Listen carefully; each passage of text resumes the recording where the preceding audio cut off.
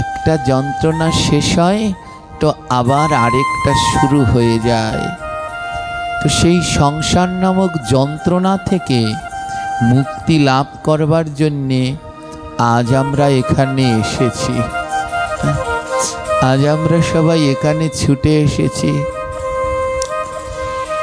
অনেকজনে ফোন করেছেন, যারা দূরের আছে অনেকজনে দেখে ফোন করেছে, বাবা ওখানে তো বৈষ্ণব সেবা, কিন্তু আমাদের নিমন্ত্রণ তো আমরা পাইনি, কিন্তু তাও আমরা যাব। কেন আসছে? বলে ওই যে মুক্তির দ্বার, এ জগতে আমাদের মুক্তির পথ দেখাতে পারে এই ভক্ত বৈষ্ণব সঙ্গ। মনে রাখবেন, ভক্ত সঙ্গে বৈষ্ণব সঙ্গে না গেলে কোনোদিন মুক্তি সম্ভব নয়। তাই আমাদের অবশ্যই ভক্ত সঙ্গে বৈষ্ণব সঙ্গে যাওয়া একান্ত কর্তব্য। এই ভক্ত সেবা দিতে দিতে, বৈষ্ণব সেবা দিতে দিতে একদিন গোবিন্দকে লাভ করা যায়। আমার বটবৃক্ষ দেখেছেন, বটগাছ, এই সময়ে বটগাছে ফল হয়। একটা বটগাছ পৃথিবীর সব থেকে ফলনশীল গাছগুলোর মধ্যে একটি হলো বটগাছ। দেখবেন বটগাছে লক্ষ লক্ষ ফল হয়। একটা পূর্ণবয়স্ক বটগাছ হলে তাতে তো কোটি কোটি ফল হয়। আর সব থেকে বীজ, এই পৃথিবীতে সব থেকে বেশি বীজ হয় যেই ফলে, তার নাম হলো বট। এর মধ্যে এত বীজ হয় কল্পনা করতে পারবেন না। মরিচের দানার থেকেও বটগাছের বিচিগুলো আরো সূক্ষ্ম। একটা বটগাছে কোটি কোটি বীজ হয়। আপনি যদি এই সময় একটা বটগাছের নিচে যান, দেখবেন বটের ফল পড়ে বটগাছের তলা লাল হয়ে গেছে। হাজার হাজার লক্ষ লক্ষ বটের ফল পড়ে আছে, কিন্তু ওই বটগাছের তলায় যদি আপনি খোঁজ করেন, একটা বটের চারাও খুঁজে পাবেন না। লক্ষ লক্ষ দানা পড়ে আছে, প্রত্যেক বছর পড়ছে, কিন্তু বটগাছের তলায় যদি আপনি খোঁজ করেন, কোনো বটের চারা আপনি বটগাছের তলায় পাবেন না। বটগাছের চারা কোথায় পাওয়া যায়? কোনো ভাঙা মন্দির, মঠ, দেখবেন তার ত্রিসীমানায়ও কোনো বটগাছ নেই, কোনো মাটিতে নয়, সেই ভাঙা মন্দির মঠের উপরে বটের চারা হয়ে রয়েছে। বড় আশ্চর্য না? গাছের নিচে লক্ষ লক্ষ বীজ পড়ে আছে, কিন্তু চারা হচ্ছে না। আর কোথায় সেই ভাঙা মঠ মন্দির, সেখানে কোনো গাছের চিহ্ন নেই, আশ্চর্য, সেখানে বটের চারা হয়ে রয়েছে। শিক্ষা কি জানেন? এই বটগাছ হলো আমাদের ঘর বাড়ি, বড় বড় অট্টালিকা বিল্ডিং আমরা যেখানে থাকি, ওই বটের ছায়ার মতো। সুশীতল ছায়া, বাতাস সব রয়েছে নিজের ঘরের ভিতরে। বটগাছের গোড়ায় যেমন, বটবৃক্ষের নিচে যেমন হাজার অনুসন্ধান করলেও বটের চারা খুঁজে পাওয়া যায় না, আপনার বাড়িতে তদ্রূপ অনেক সুখ আছে, শান্তি আছে, ওর ভিতরে থাকলে কোনো দিন আপনি কৃষ্ণকে পাবেন না। বলে কৃষ্ণকে পেতে হলে, ওই বটের চারা পেতে হলে যেমন বটের ছায়ার ভিতর থেকে বাইরে যেতে হবে, আর গোবিন্দকে পেতে হলে নিজের ঘরের সুখ থেকে বাইরে যেতে হবে। বটের চারা পেতে হলে যেমন কোনো ভাঙা মঠ মন্দির খুঁজতে হবে, তার উপরে গিয়ে বটের চারা পাবেন। আর এ জগতে কেউ যদি গোবিন্দকে পেতে চান, নিজের ঘর ছেড়ে সাধু সঙ্গে যান, ভক্ত সঙ্গে যান। ওই ভক্ত সঙ্গে, সাধু সঙ্গে গেলে গোবিন্দ পাবেন। নিজের ঘরের মধ্যে সুখ শান্তির মধ্যে থাকলে ওখানে আপনি গোবিন্দকে খুঁজে পাবেন না। বটের ছায়ায় যেমন বটের চারা পাওয়া যায় না, নিজের ঘরে মধ্যে থাকলে কোনোদিন গোবিন্দ পাওয়া যায় না। আজ সেই গোবিন্দকে পাওয়ার জন্যে আমরা সবাই এখানে ছুটে আসি, বারবার আসি। যেখানে হরিকথা হয়, যেখানে সাধুসঙ্গ হয়, আমরা পাগলের মতো ছুটে যাই কেন? বলে আমরা তো বদ্ধ হয়ে রয়েছি। যদি কেউ আমাদের মুক্তি দিতে পারে এই সাধুসঙ্গ, এছাড়া আর আমাদের মুক্তির পথ নেই। ওমা, এখানে যতটুকু সময় বসবেন এখানে বড় আনন্দ, শান্তি, নিবৃত্তি। এখান থেকে উঠবেন, কতজনার কত ব্যাধি, কোমর ব্যথা, মাজা ব্যথা, এই রোগ সেই রোগ, এখানে যতক্ষণ বসবেন শান্তি। এখান থেকে উঠবেন, ছেলের বিয়ে, মেয়ের বিয়ে, চাকরি, স্বামী, সংসার, স্ত্রী, পুত্র, পরিজন, কত ভাবনা। আর এখানে যতটুকু সময় বসবেন এইটুকু সময়ই সেই দিব্য একটা শান্তি পাওয়া যায়। হ্যাঁ, তাই এই সাধুসঙ্গ হলো আমাদের মুক্তির পথ। হৃদয়ের সমস্ত যন্ত্রণাকে যদি কেউ দূর করে দিতে পারে তাহলে সে হলো সাধুসঙ্গ। এই ভক্ত সঙ্গ এসব যন্ত্রণা দূর করতে পারে। এ জগতে যারাই আমরা সংসার করছি সবাই একটা না একটা যন্ত্রণায় জ্বলে পুড়ে মরছি। কেউ বলতে পারবে না আমি শান্তিতে আছি। সবাইকেই ভগবান একটা না একটা জ্বালা দিয়ে দিয়েছে। বলে যদি শরীরের ভিতরে জ্বালা হয়, যন্ত্রণা হয়, কি করা যায়? এই যে দেখুন, এখন ভগবানের একটা উৎসব চলছে। উৎসবটার নাম হলো চন্দন যাত্রা। আপনারা করেন তো? অক্ষয় তৃতীয়া থেকে 21 দিন পর্যন্ত ভগবানের শ্রীঅঙ্গে চন্দন লেপন করতে হয়, কারণ গোবিন্দের গায়ে জ্বালা করে। যদি এই সংসারে থেকে কারো গায়ে যন্ত্রণা থাকে, হৃদয়ের মধ্যে যন্ত্রণা থাকে, মহাজন বললেন একটা কাজ করো, চন্দন হলো বড় শীতল, খুব ঠান্ডা বস্তু হলো চন্দন। কারো ভিতরে যদি যন্ত্রণা থাকে চন্দন বেটে গায়ে লাগাও, দেখবে যন্ত্রণা যাবে, জ্বালা দূর হবে।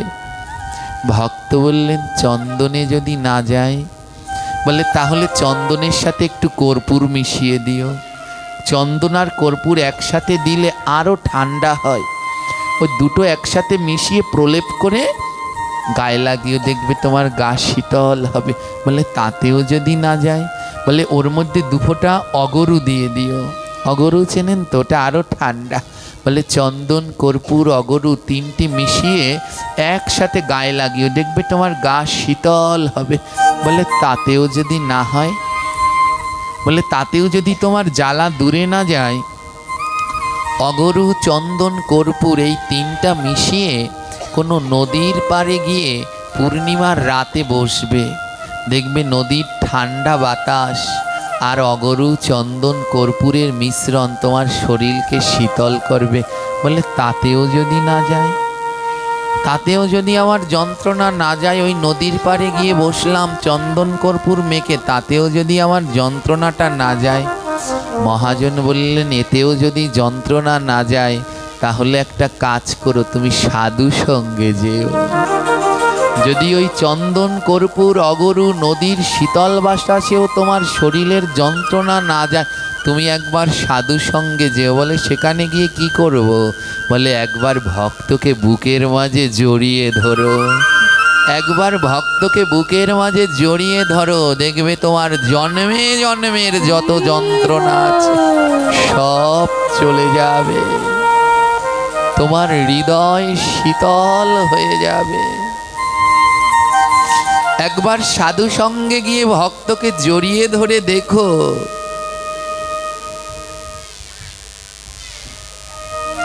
তোমার জন্মে জন্মের যন্ত্রণা দূর হয়ে তোমার দেহ অঙ্গ শীতল হয়ে যাবে। ওমা, সেই যন্ত্রণা দূর করবার জন্যে আমরা বারবার সাধু সঙ্গে আসি, বারবার এই ভক্ত সঙ্গে আমরা আসি।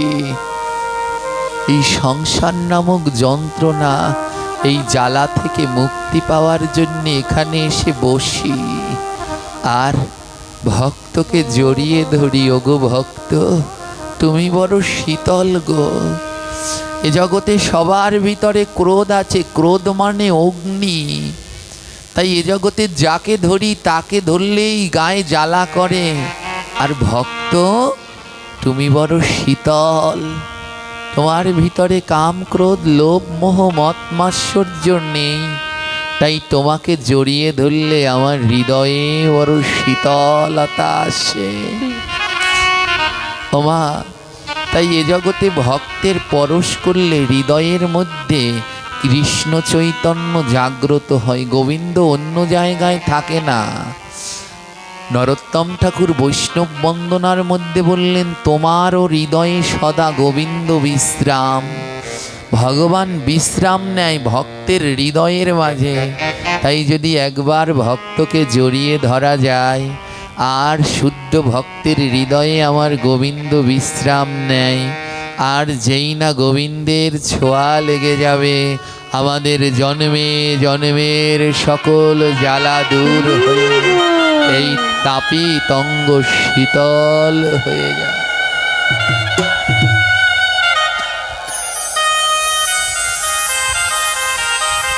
কি হয়, কি হয় এই ভক্ত সেবা করালে? আজ এখানে ভক্ত সেবার আয়োজন। এই ভক্ত সেবা করালে কি হয় বলে, আর কিছু হোক আর না হোক তুমি গোবিন্দ পাবে। এই ভক্ত সেবা যদি তুমি করাতে পারো, আর কিছু পাওয়ার না পাও, তুমি গোবিন্দ পাবে। জেনে নিয়ে এই ভক্ত সঙ্গ করালে তার জীবনে অনেক দুঃখ হয়, যন্ত্রণা হয়, কিন্তু অন্তিমকালে সে গোবিন্দকে লাভ করতে পারে। পুরাকালে এক ভক্ত ছিলেন, ওনার নাম ছিল ত্রিলোচন। উনি একজন পরম কৃষ্ণ ভক্ত ছিলেন। ভক্ত প্রথম জীবনে ছিলেন না মা, ব্যবসায়ী ছিলেন। সারা জীবন অর্থ রোজগার করতেন, অর্থ আর অর্থ, তার কোনো টাকা পয়সার শেষ নেই। ভুরি ভুরি টাকা পয়সা, স্বামী স্ত্রী দুজন, কোনো কিছুর অভাব নেই। কিন্তু জানেন, একটা জায়গায় অভাব, ওনাদের কোনো সন্তান ছিল না।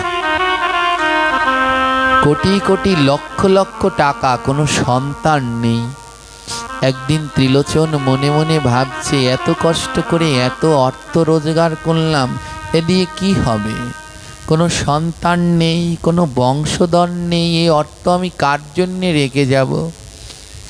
মনের ভিতরে বড় দুঃখ যন্ত্রণা। একজনের কাছে গেলেন, একজন গুণিনের কাছে গেলেন, আমার এই যন্ত্রণা কিসে দূর হবে বলতে পারো? গুণিন গণনা করে বললেন, ত্রিলোচন, আপনার হস্তরেখা আপনার ভবিষ্যৎ বলছে আপনার এই যন্ত্রণা কেবলমাত্র সাধু সঙ্গে গেলেই দূর হবে। আপনি একটা কাজ করুন, আপনার সস্ত্রীক স্ত্রীর সহিত আপনি সাধু সঙ্গে যান। ত্রিলোচন তার স্ত্রীকে নিয়ে সাধু সঙ্গে গেলেন, মা ভাগবত পাঠে গেলেন। জীবনেও কোনোদিন ভাগবত পাঠ শোনেনি। এই ভাগবত পাঠ কি করে? এই ভাগবত পাঠ মানব জীবনকে পরিবর্তন করে। শত শত হাজার হাজার মানবকে পরিবর্তন করে দিল এই ভাগবত। কতজন গলায় তুলসীর মালা ছিল না, আজ এই ভাগবত কথামৃত শ্রবণ করে গলায় তুলসীর মালা পড়েছে, জীবনের পরিবর্তন হলো। কতজন জপ করত না, আজ এই ভাগবত শ্রবণ করে তারা জপের মালায় জপ করছে। কতজন গীতা পাঠ করত না, আজ এই ভাগবত শ্রবণ করে তারা গীতা পড়ছে। কতজন নেশায় ডুবে থাকত, আজ এই ভাগবত শ্রবণ করে তারা নেশা ত্যাগ করেছে। কতজন অখাদ্য খেত, আজ এই ভাগবত শ্রবণ করে তারা সদাচারী প্রসাদ বুঝি ভক্তি জীবন পালন করছে।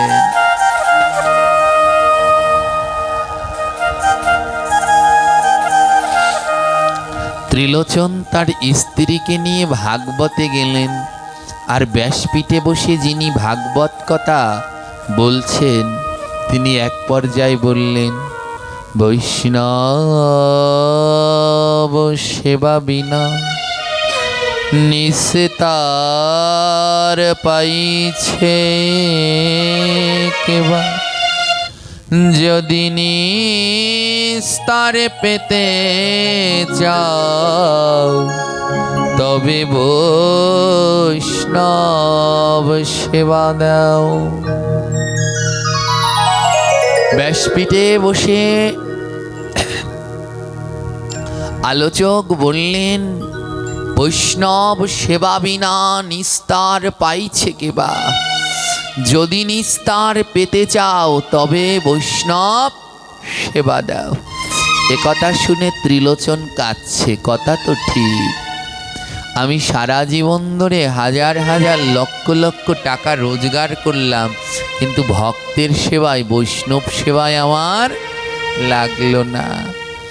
ভক্ত সেবায়, বৈষ্ণব সেবায় আমার লাগলো না।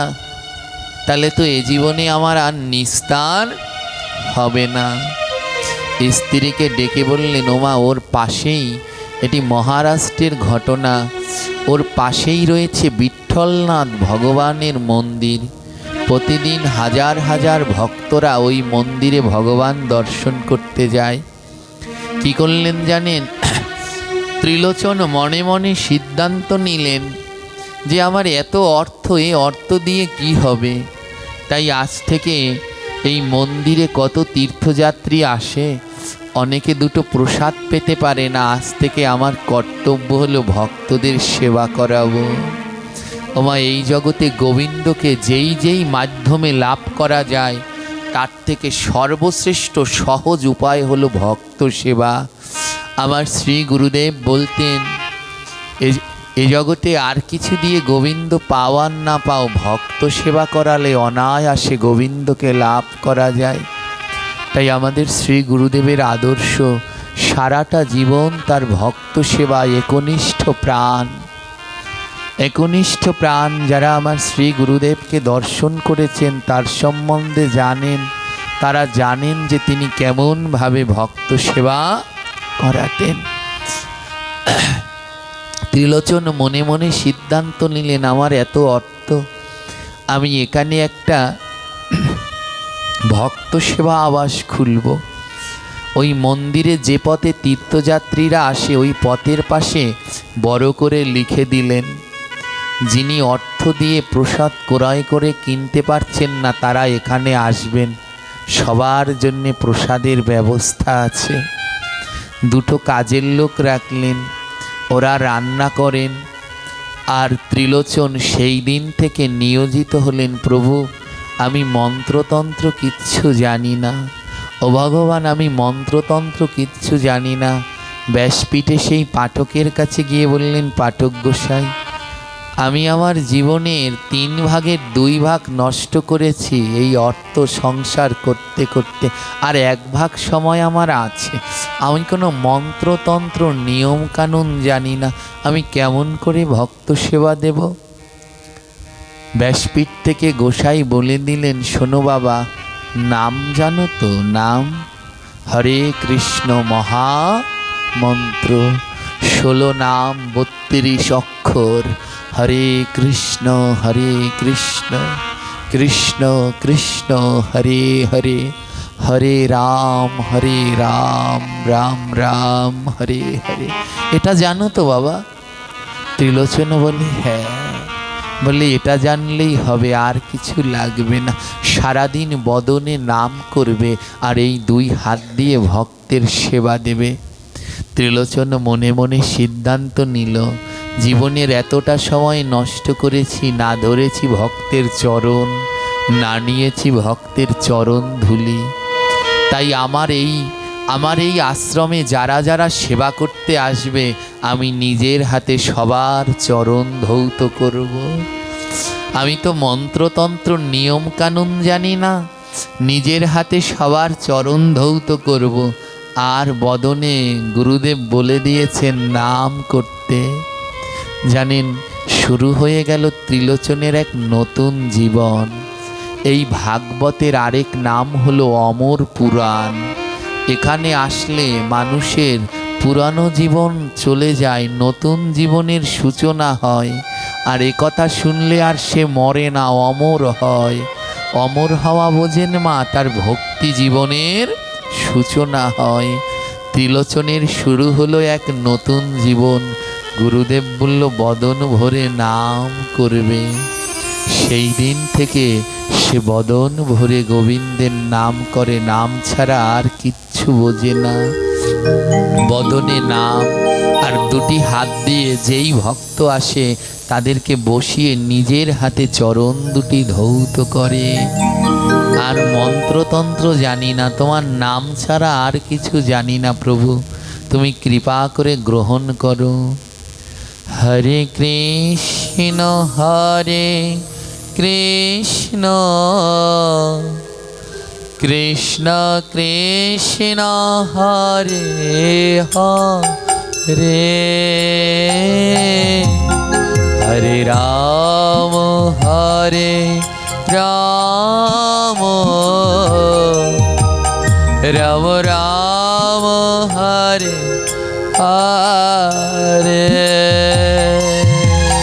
হরে কৃষ্ণ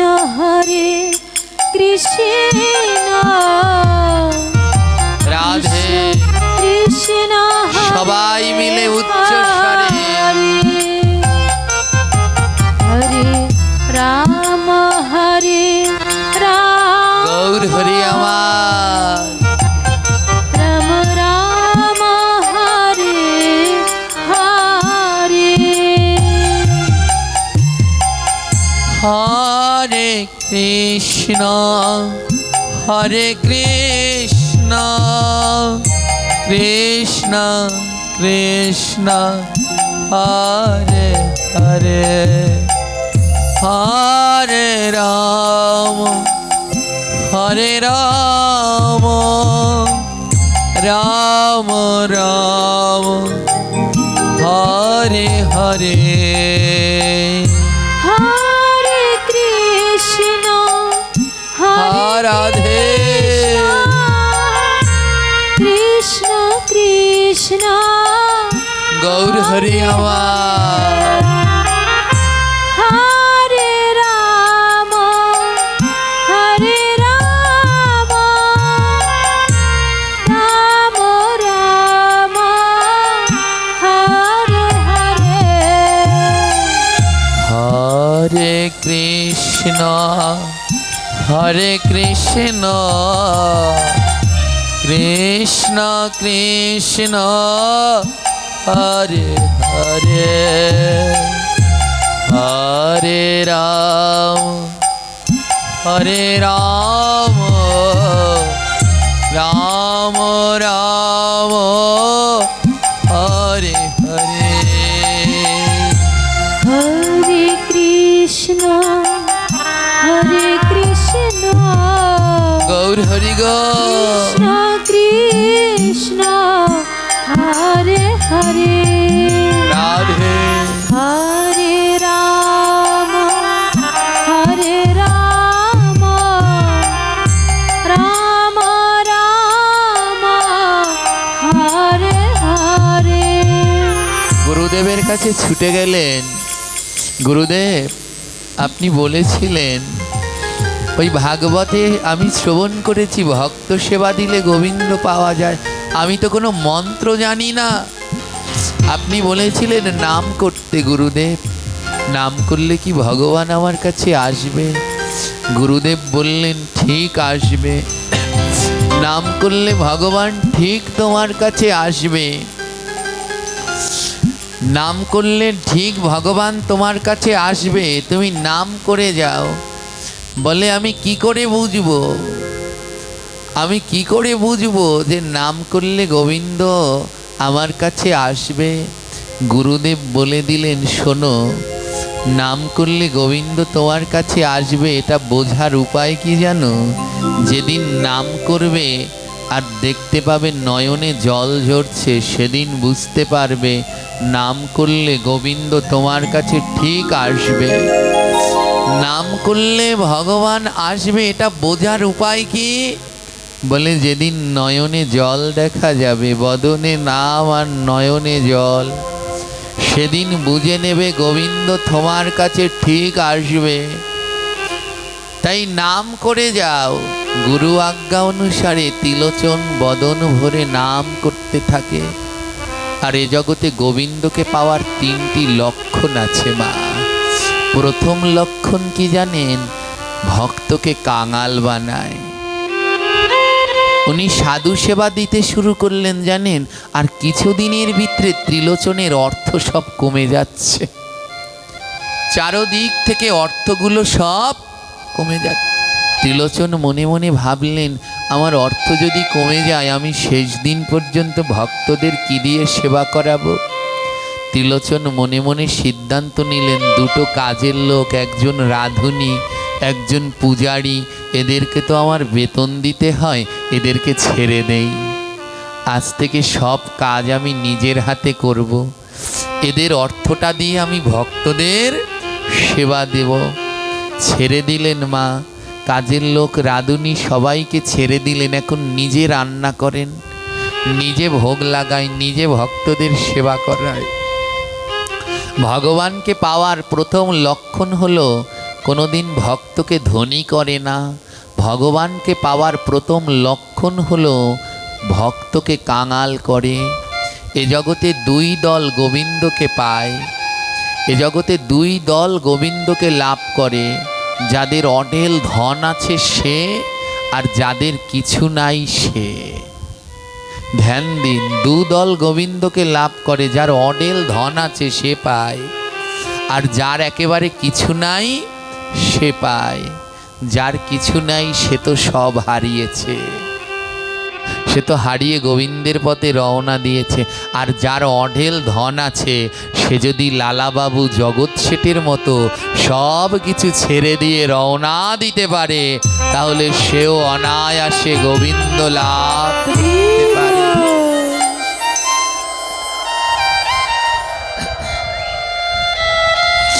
ত্রিলোচন কি করলেন? তাই ভগবানকে পাওয়ার প্রথম লক্ষণ হলো মা কাঙাল বানায়। ভক্ত সেবা দিচ্ছে, কিন্তু তার ধন বাড়ছে না, ধন সম্পদ কমে যাচ্ছে। তাই সব কাজগুলো নিজে করতে লাগলেন, নিজের হাতে সব কাজগুলো করেন। ভগবানকে পাওয়ার দ্বিতীয় লক্ষণ, দেহের মধ্যে একগাদা রোগ ব্যাধি দিয়ে দেয়। ত্রিলোচনের দেহের মধ্যে বিভিন্ন রোগ যন্ত্রণা শুরু হয়ে গেছে, আর পারছে না। আর দিন দিন তার আশ্রমে ভক্ত বেড়েই চলেছে, ভক্ত বেড়েই চলেছে। যন্ত্রণা আর সহ্য করতে পারছে না, দেহের মধ্যে যন্ত্রণায় ভরে গেছে। ত্রিলোচন গোবিন্দের কাছে বলছে, গোবিন্দ, তুমি আমায় যত যন্ত্রণা দাও, শুধু আমাকে একটু সহ্য করার শক্তি দিও প্রভু। তোমার এই মন্দিরে যত ভক্ত আসে, আমি যেন তাদের সেবা করাতে পারি, শেষ দিন পর্যন্ত সেই শক্তি আমায় দাও ভগবান। ত্রিলোচনের 2টি পায়ে এক বেধি হয়েছে, পা 2টো ফুলে গেছে, যন্ত্রণায় পা নাড়াতে পারছে না, খুব যন্ত্রণা। কিন্তু সেই ভগবান ভক্তকে যন্ত্রণা দেয় কেন মা? এত যন্ত্রণা কেন দেয়? যারা এই পথে এসেছেন একজনেও বলতে পারবেন না যে আমি বড় আনন্দে আছি। সবাই একটা না একটা যন্ত্রণায় আছেন। কেউ দারিদ্র বানিয়ে দিচ্ছে, কারো প্রিয়জনকে কেড়ে নিচ্ছে, কাউকে রোগ শোক দিয়ে রেখেছে, বিভিন্ন যন্ত্রণা। বলে যন্ত্রণা দিলে কেন? গোবিন্দ বলে, এ জগতে সেই আমায় পায় যার নয়নে জল আছে। এ জগতে কৃষ্ণকে সবাই পায় না। যে কৃষ্ণ নামে যার নয়ন জলে ভাসে, তার কাছে আমার গোবিন্দ আসে। যে কৃষ্ণ নামে নয়ন জলে ভাসতে পারে, তার কাছে গোবিন্দ আসে। তাই গোবিন্দ বললেন, যন্ত্রণা না দিলে তো নয়নে জল ঝরবে না। তাই বারবার প্রভু ভক্তদের যন্ত্রণা দেয় কেন? বলে তোমাদের নয়নে যেন জল ঝরে, জল ঝরলে আমি আসব। ওমা, যারাই ভগবানের পথে নেমেছেন, এনাদের এমনি চিরকাল নয়নে জল ঝরবে। কি ভেবেছেন? আপনাদের জীবনে সুখ হবে? গোবিন্দ বললেন, না, আমি কোনোদিন ভক্তের নয়নের জল ঘোচাই না। নয়নে এমন জল ঝরতে থাকবে, আমি নয়নের জল ঘোচাই না, তবে নয়নের জল মোছাই। হ্যাঁ, এই নয়নের জল ঝরতে থাকলে গোবিন্দ একদিন আসবে, কিন্তু কোনোদিন নয়নের জল ঘুচবে না, কিন্তু একদিন গোবিন্দ নয়নের জল মোছানোর জন্যে আসবে। তাই ত্রিলোচনের শত যন্ত্রণা। ওই যে গুরুদেবের কাছে জিজ্ঞেস করেছিলেন কবে আসবে, বলে যেদিন নাম করবে আর নয়নে জল ঝরবে। আজ ত্রিলোচের নয়নে আর জলের বাদ মানে না গো, দু নয়ন থেকে অনাবরত জল ঝরে আর বদন ভরে ভগবানের দিব্য নাম কীর্তন করে। হরে কৃষ্ণ হরে কৃষ্ণ কৃষ্ণ কৃষ্ণ হরে হরে হরে রাম রাম রাম রাম হরে হরে হরে কৃষ্ণ হরে। সবাই মিলে উচ্চ স্বরে বদন ভরে কৃষ্ণ হরে হরে রাধে হরে রাম হরে রাম রাম রাম হরে হরে হরে কৃষ্ণ কৃষ্ণ কৃষ্ণ হরে হরে হরে রাম রাম রাম হরে হরে হরে কৃষ্ণ হরে কৃষ্ণ গৌর হরি আমার কৃষ্ণ হরে হরে হরে রাম রাম রাম হরে হরে। এক পাশে দাঁড়িয়ে ভক্ত বললেন নাম করলে কৃষ্ণ নামে জল ঝরে। বৈষ্ণব বললেন হ্যাঁ ঝরে। বলে আমার নয়নে কেন জল ঝরছে না? বলে ঝরবে না। এ জগতের নাম করলে কৃষ্ণ নয়নে জল ঝরে, তবে সবার নয়নে ঝরে না। কার নয়নে ঝরে? বলে যে বদনে নাম করে আর দুই বাহু দিয়ে ভক্তের সাথে প্রেমালিঙ্গন করে, ওই ভক্তের পরশ লাগলেই নয়নে কৃষ্ণ নামে জল ঝরে। সবার নয়নে ঝরে না গো। যে নাম করে আর ভক্তকে বুকের মাঝে জড়িয়ে ধরে, তার নয়নে কৃষ্ণ নামে জল ঝরে। তাই বদনে নাম করো আর দুই বাহু দিয়ে ভক্তের অঙ্গ পরশ করো, দেখবে তোমার নয়নে কৃষ্ণ নামে জল ঝরবে গো। কৃষ্ণ কৃষ্ণ কৃষ্ণ হরে রাধে হরে রাম রাম রাম রাম হরে হরে হরে কৃষ্ণ কৃষ্ণ কৃষ্ণ কৃষ্ণ হরে হরে হরে রাম রাম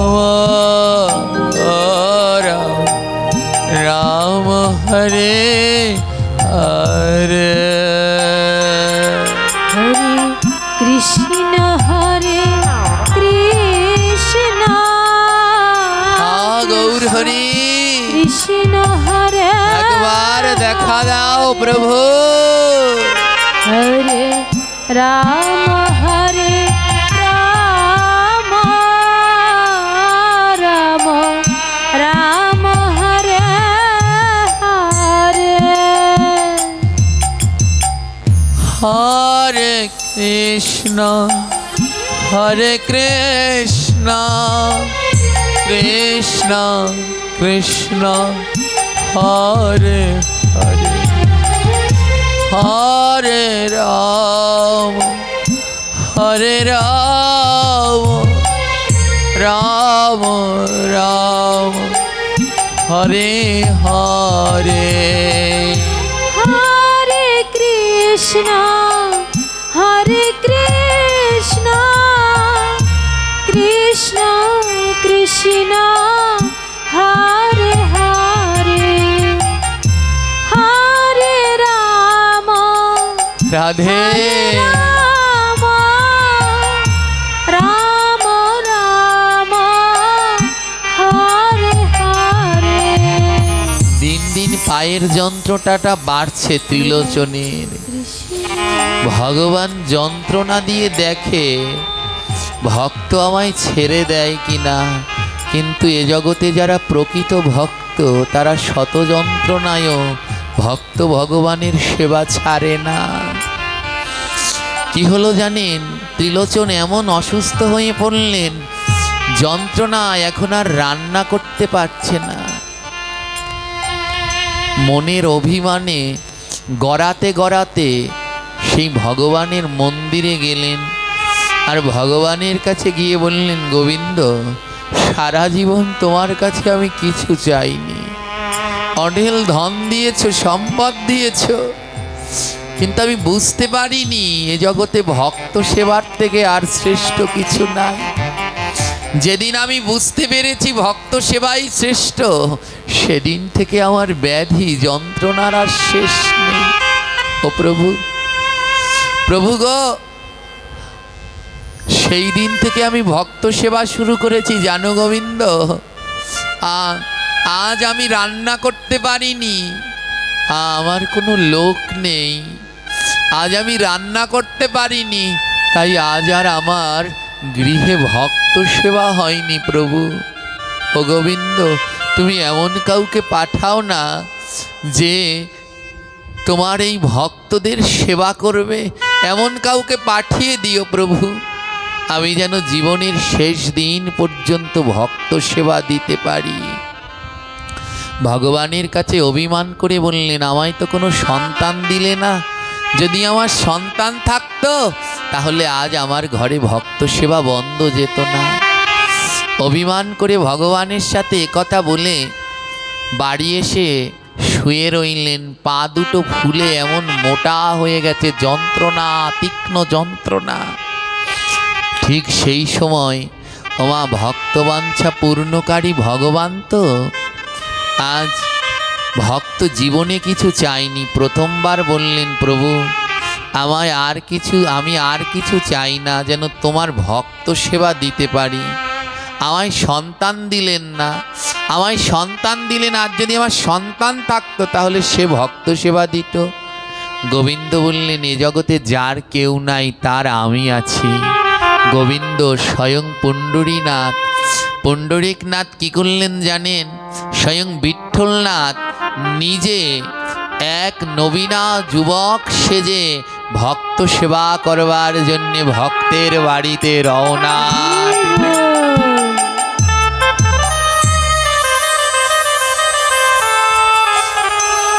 ত্রিলোচনের বাড়ির দরজায় গিয়ে দাঁড়িয়েছে।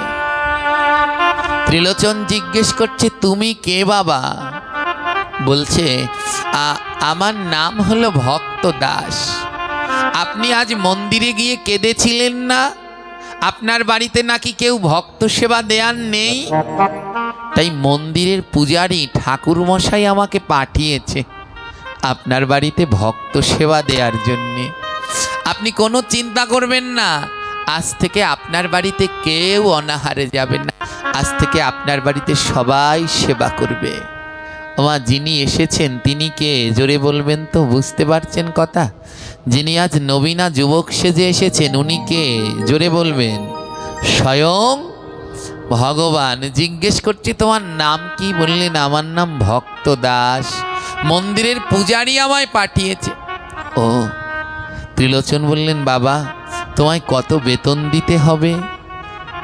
ভক্তদাস বললেন ত্রিলোচন বাবা আমার কোনো বেতন লাগবে না, আমি ভক্ত সেবা করাতে খুব ভালোবাসি, আমার কোনো বেতন লাগবে না, কিন্তু আমার 3টি শর্ত আছে। বলে কি শর্ত? বলে আমার প্রথম শর্ত আমি সোয়াশের ময়দার রুটি খাই, প্রতিদিন আমি সোয়াশের ময়দার রুটি খাই, আমায় সোয়াশের ময়দার রুটি দিতে পারবে? ত্রিলোচনের স্ত্রী বলছে বাবা বাঁচা গেল। ত্রিলোচনের স্ত্রীর মনে মা অতটা ভক্তি নেই, তিনি বলল বাঁচা গেল, এত কাজের থেকে যদি সোয়াশের ময়দা বেলতে হয় তা তো অনেক ভালো। ত্রিলোচনের স্ত্রী হাত তুলে বলল হ্যাঁ হ্যাঁ পারবো পারবো, সোয়াশের ময়দার রুটি দিতে পারবো, কোনো অসুবিধা নেই, তুমি থেকে যাও বাবা। বলে দ্বিতীয় শর্ত হলো আপনার বাড়িতে যত ভক্ত আসবে সবার জন্যে আমি রান্না করব, কিন্তু আমার নিজের জন্যে আমি রান্না করতে পারবো না। ভগবান শর্ত দিলেন কি আমি নিজের জন্যে রান্না করতে পারবো না। ত্রিলোচনের বউ বলে এতটুকু বাচ্চা কত আর খাবে? ও মুখে বলে সোয়াশের ময়দা, সোয়াশের ময়দা কি একবেলায় খাওয়া যায় নাকি? ও খেতে পারবে না। ত্রিলোচনের বউ বলছে হ্যাঁ হ্যাঁ আমি তোমারটা রান্না করে দেব, কিন্তু তুমি সবার রান্না করতে পারবে তো? হ্যাঁ মা আমি সবার রান্না করতে পারবো। বলে তৃতীয় শর্ত? বলে আমাকে যদি কোনোদিন পেটুক বলো সেদিন আমি চলে যাব, সেদিন আর আমি তোমাদের বাড়িতে থাকবো না। এই আমার 3টি শর্ত। রাজি হলেন। সেদিন থেকে স্বয়ং ভগবান মা ভক্তের জন্যে ওই ভক্তের গৃহে রান্না করতেন, নিজের হাতে ভক্তদের সেবা দিতেন, থালা বাসন ধৌত করতেন।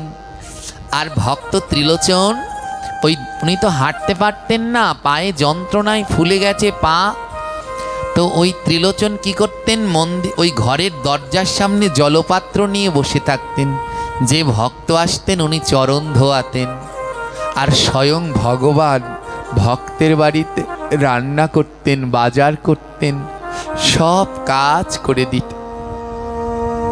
আর এদিকে তার স্ত্রী ওই যে কথা দিয়েছিল আমি নিজের জন্য রান্না করতে পারবো না, তাই স্ত্রী প্রতি বেলায় সোয়াশের করে ময়দা বেলে।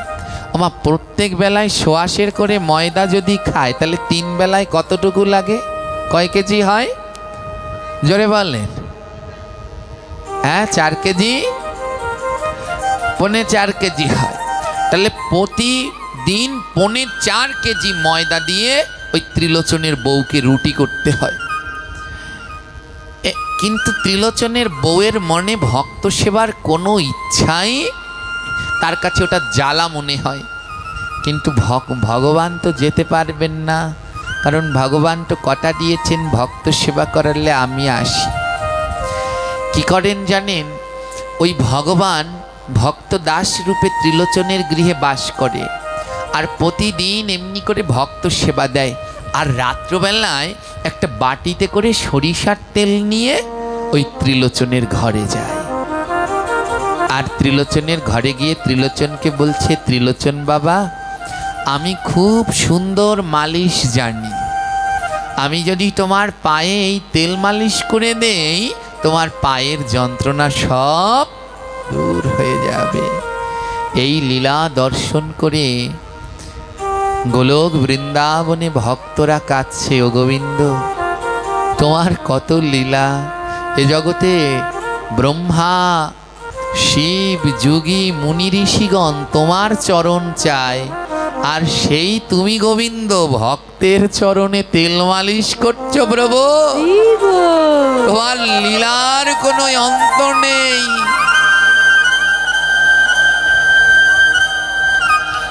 সাক্ষাৎ গোবিন্দ জানেন ভক্তের চরণে তেল মালিশ করে দেয়।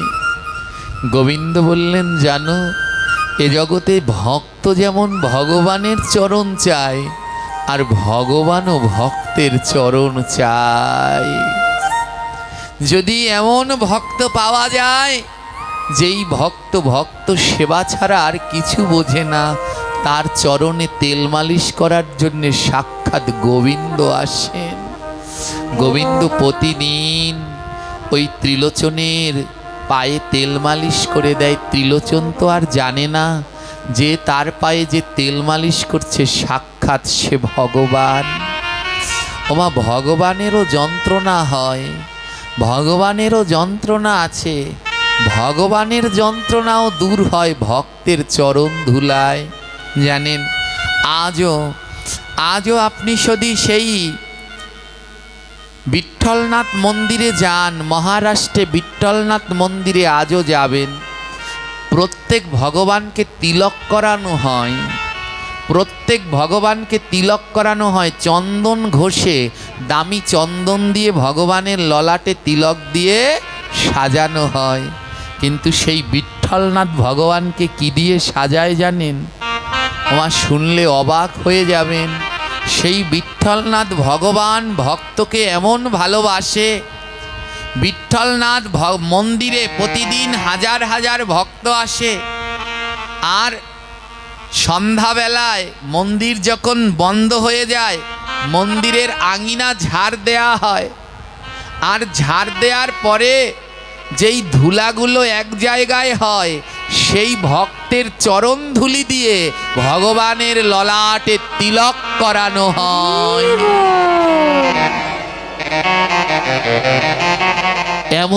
এমন দ্বিতীয় আর কোনো জায়গায় নেই। ভক্তের চরণধুলি দিয়ে বিঠ্ঠলনাথ তিলক করেন। আজও মা তাই যখন ত্রিলোচনের চরণে ওই পায়ে ভগবান তেল মাখায়, মাঝে মাঝে চরণটা মাথায় নেয়। স্বয়ং ভগবান ভক্তের চরণটা মাথায় নেয়, আর কেঁদে কেঁদে ভক্তের কাছে বলে, আমায় চরণ ছাড়া করো না গো, আমায় চরণ ছাড়া করো না গো, আমি চরণ বড় ভালোবাসি, আমি চরণ বড় ভালোবাসি, বলি তাই তো বারবার ছুটে আসি, বলি তাই তো বারবার ছুটে আসি। ভগবান বললেন, ও ভক্ত, এমনি যেন আমি তোমার চরণ সেবা করার সুযোগ পাই, আমি বারবার ছুটে আসি যদি এমন সুযোগ পাই।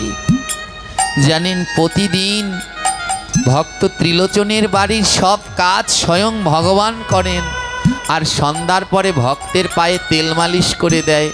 আর ভগবান যদি তেল মালিশ করে দেয়, ওমা আর কোনো রোগ থাকে? দিন দিন ত্রিলোচনের সব রোগগুলো সেরে যাচ্ছে। আর রোগগুলো সেরে যেতে যেতে কি হলো জানেন? ভগবানের স্পর্শ, তো ভগবানের স্পর্শ প্রতিদিন পেতে পেতে ওই ত্রিলোচন বৃদ্ধ হয়ে গেছে না, দিন দিন তার বয়স কমে যাচ্ছে, আবার যুবক হয়ে যাচ্ছে। ভগবান নিজের হাতে তেল মালিশ করে দেয়, আর দিন দিন ত্রিলোচন যুবক হয়ে যাচ্ছে। গ্রামের সবাই বলছে, কি আজব ঘটনা, এর এত বড় একটা ব্যাধি ছিল, ব্যাধি তো সেরেই গেল, বুড়ো হয়ে গেছে, চামড়াগুলো ঘুচকে গেছে, আর দিন দিন কেমন যুবক হয়ে যাচ্ছে। ভগবান কি করে জানেন? ত্রিলোচনের সমস্ত গায়ে তেল মালিশ করে, আর ভগবানের স্পর্শ পেয়ে ওনার সব বার্ধক্য কেটে যাচ্ছে।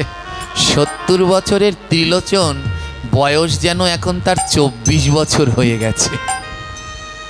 গ্রামের সবাই বলছে, আরে ত্রিলোচন তোমার কি হলো? বুড়ো থেকে, এ জগতে সবাই যুবক থেকে বুড়ো হয়, আর তুমি বুড়ো থেকে যুবক হয়ে গেলে। আরে কি ম্যাজিক, কি ম্যাজিক! ত্রিলোচন এখন আবার হাঁটতে পারে, কাজ করতে পারে, সব করতে পারে।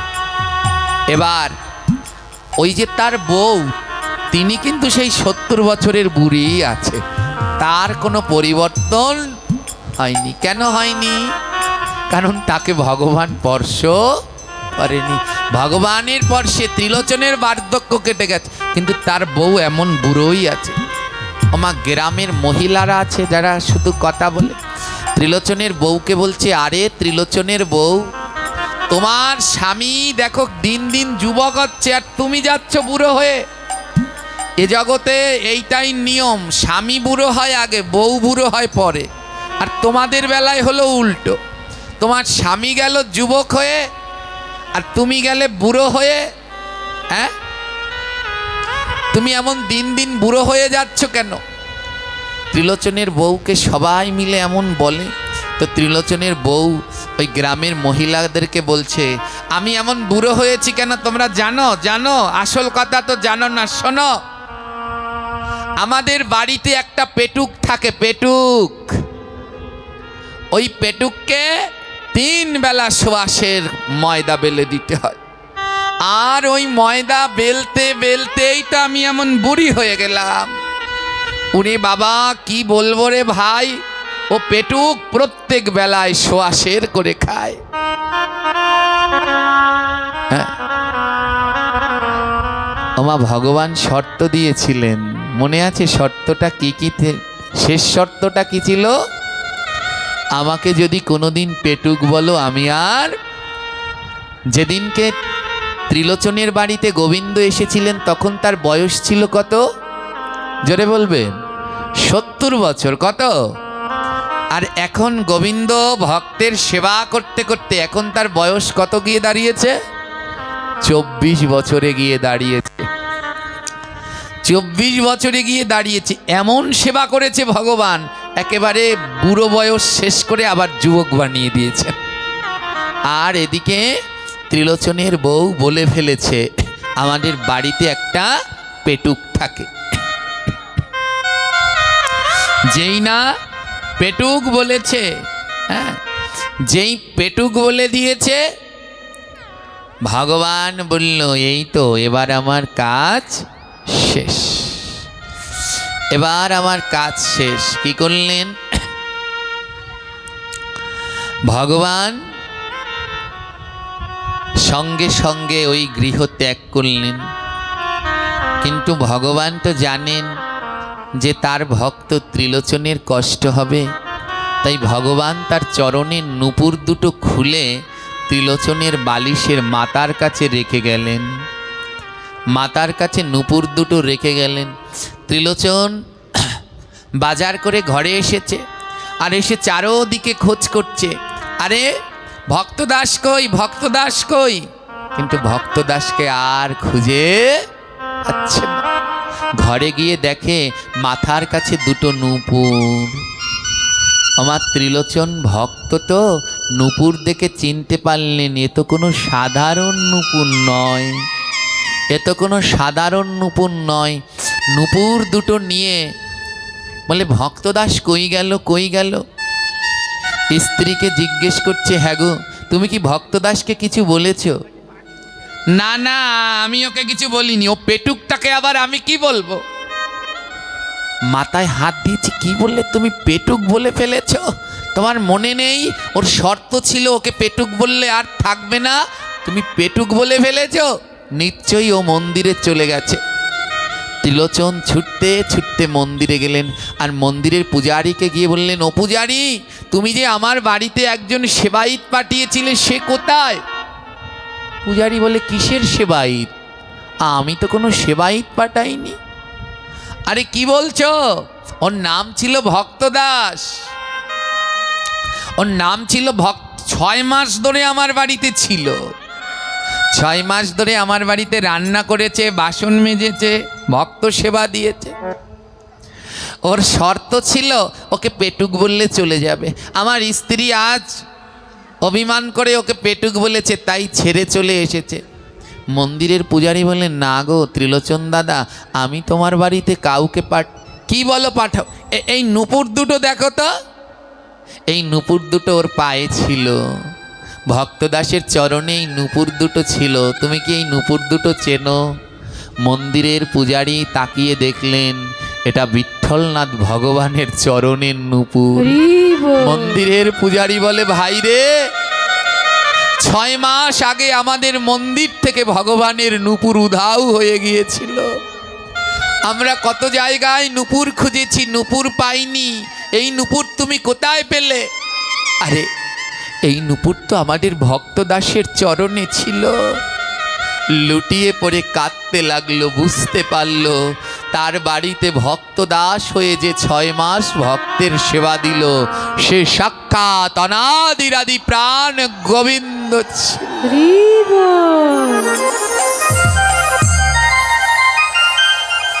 গড়াগড়ি দিয়ে কাঁদছে, ভগবান তুমি 6 মাস আমার বাড়িতে ছিলে। পাথরের ঠাটে পাথরের সাথে মাথা ঠুকছে।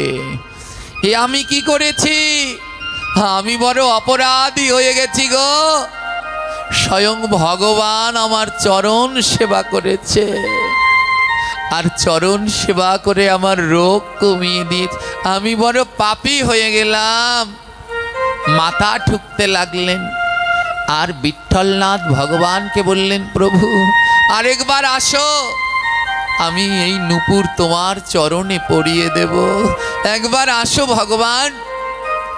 বিগ্রহ থেকে আওয়াজ হলো, ত্রিলোচন তুমি ফিরে যাও।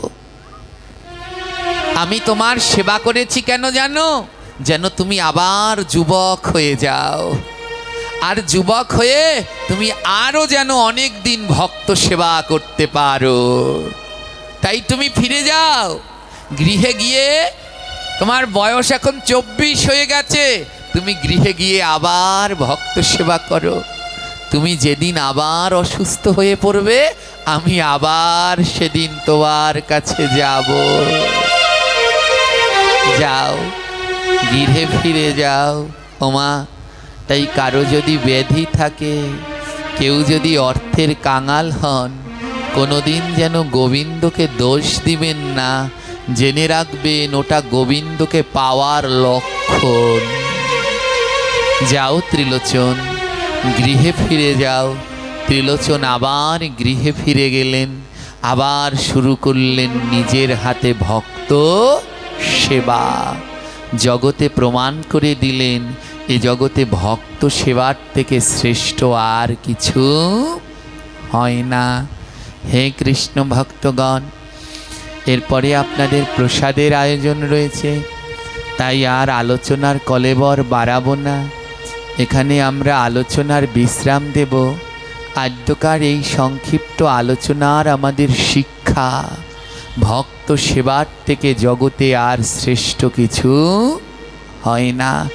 ভক্ত সেবা দিলে জীবনে অনেক দুঃখ পাবেন, যন্ত্রণা পাবেন, কিন্তু অন্তিমকালে স্বয়ং গোবিন্দকে পাবেন। বৃদ্ধ সেই ত্রিলোচন আবার ভক্ত সেবা দিতে লাগলেন।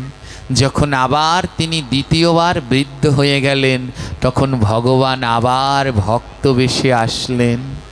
আবার ভগবান আসলেন। ত্রিলোচন বললেন, এবার আর আমি দেরি করব না, এবার তোমার চরণে আমি নুপুর পরিয়ে দেব। ভক্ত ত্রিলোচন মনের মতো করে ভগবানকে সাজালেন। তো চলুন আমরাও সবাই মিলে আজ মনের মানুষে নামের মালা দিয়ে ভগবানকে সাজাই। সবাই মিলে একসাথে, হরে কৃষ্ণ হরে কৃষ্ণ কৃষ্ণ কৃষ্ণ হরে হরে, হরে রাম হরে রাম রাম রাম হরে হরে, হরে কৃষ্ণ হরে কৃষ্ণ কৃষ্ণ কৃষ্ণ কৃষ্ণ হরে হরে হরে রাম রাম রাম হরে হরে। ভক্ত সাজাচ্ছে ভগবানকে, সাজিয়ে আজ ভগবানকে আসনে বসিয়ে পুজো করবে, বলে আজ আর দেরি করব না। তাই কেমন ভাবে সাজাচ্ছে, মার কৃষ্ণের পায়ে সোনার নূপুর, রুনু ঝুনু বাজিতাছে, কৃষ্ণ পূজার সময় হয়েছে। হরে কৃষ্ণ হরে কৃষ্ণ সবাই মিলে কৃষ্ণ হরে বাবা আরো জোরে। হরে রাম হরে হরে।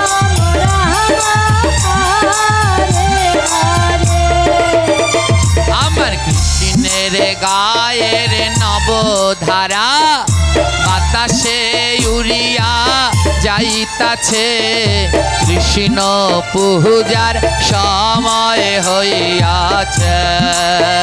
হরে কৃষ্ণ হরে কৃষ্ণ করতালি দিয়ে মায়েরা সবাই গৌর হরে।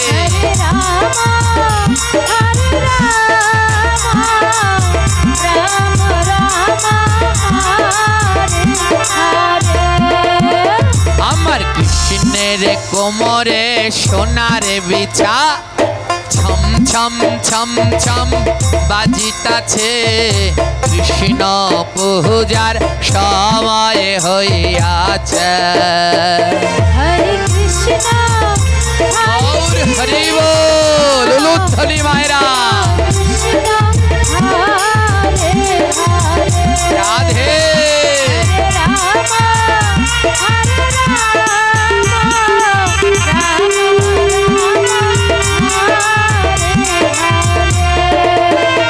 আমার কৃষ্ণের গহলায় বনমালা, হেলিয়া দুলিয়া দুলতাছে, কৃষ্ণ পূজার সময় হইয়াছে।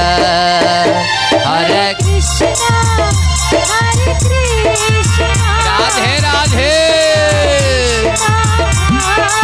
আরো জোরে আরো জোরে। হরে রাম হরে রাম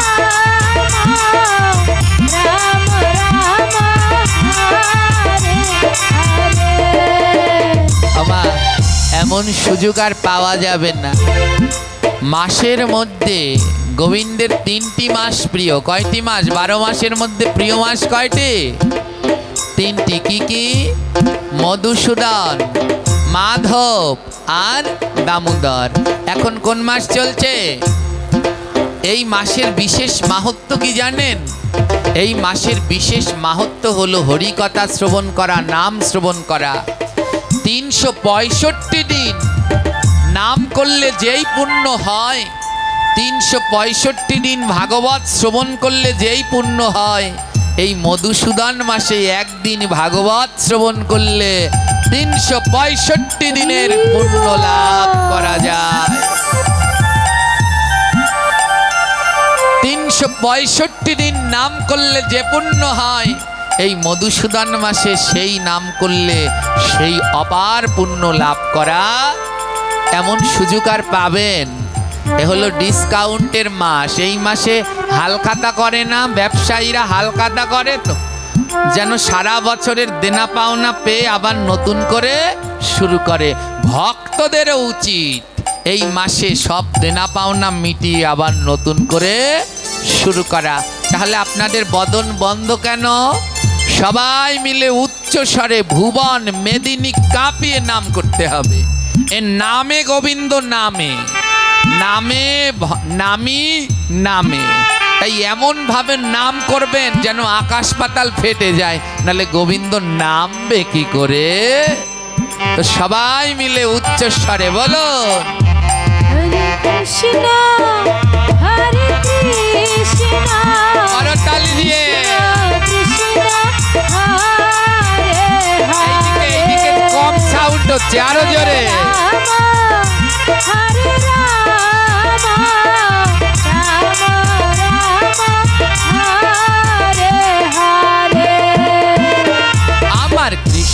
কৃষ্ণের হাতে সোনার বালা ছম ছম ছম ছম বাজিতাছে কৃষ্ণ পূজার সময় হইয়াছে। হরে কৃষ্ণ রাধে রাধে কৃষ্ণ কৃষ্ণ হরে হরে হরি বল হরি বল।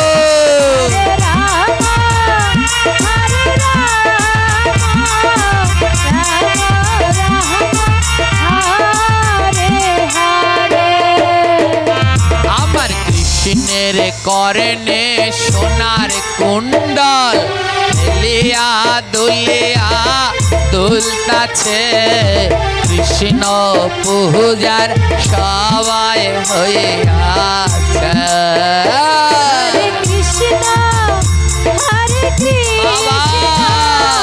কৃষ্ণ কৃষ্ণ হরে হরে রাধে রাধে রাম হরে রাম রাম রাম হরে হরে আমার কৃষ্ণের গলায় সোনার হার ঝিকিমিকি ঝিকিমিকি করিতাছে কৃষ্ণ পূজার সময় হইয়াছে। হরে কৃষ্ণ বাবা কৃষ্ণ করতালি সেবা দিয়ে হরে হরে হরে রাম হরে রাম রাম হরে হরে কৃষ্ণের হাতে মোহন বাসি রাধা রাধা বলিয়া বাস্তাছে কৃষ্ণ পূজার সময় হইয়াছে।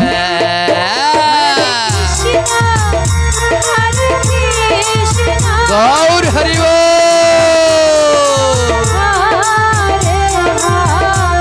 রাধে রাধে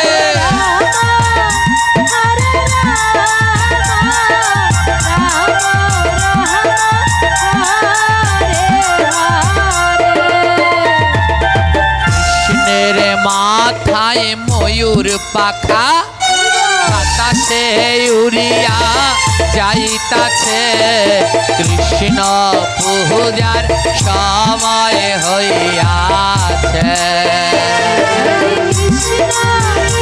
রাধে রাধে বলো।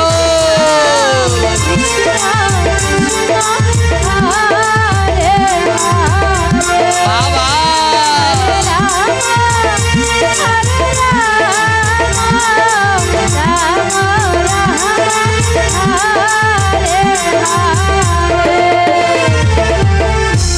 আমার কৃষ্ণের মাথার মোহন চূড়া বামে দিকে হেলিয়াছে। কৃষ্ণের মোহন চূড়া কোন দিকে হেলছে আর বাম দিকে কে আছে? তাহলে কেন চূড়া বাম দিকে হেলছে? কেন জানো? কারণ রাধা কৃষ্ণ দুই জনার মিলন হয়েছে। এবার রাধা কৃষ্ণ দুই জনার মিলন হয়েছে। এবার শ্যামের বামে রাই রঙিনী দাঁড়াইল রে বৃন্দাবনে রাধা কৃষ্ণের মিলন হইল। এবার ললিতাদি সখীগণ দলে দলে আইল। রাধা কৃষ্ণ দুই জনার যুগল মিলন গাইল। এবার মিলন হইল আহা মিলন হইল। এই রাধা কৃষ্ণ দুই জনার মিলন হইল। জয় দাও জয় দাও জয় দাও জয় দাও। রাধা কৃষ্ণের মিলন হলো জয় দাও জয় দাও। জয় দিলে জয় হবে। ওই অশুভ সব দূরে যাবে জয় দিলে জয় হবে অশুভ সব দূরে যাবে জয় দিলে জয় হবে অশুভ সব দূরে যাবে জয় দিলে জয় হবে অশুভ সব দূরে যাবে জয় দিলে জয় হবে ওই বিপদ আপদ খণ্ডন হবে জয় দিলে জয় হবে ওই রোগ শোক কেটে যাবে জয় দিলে জয় হবে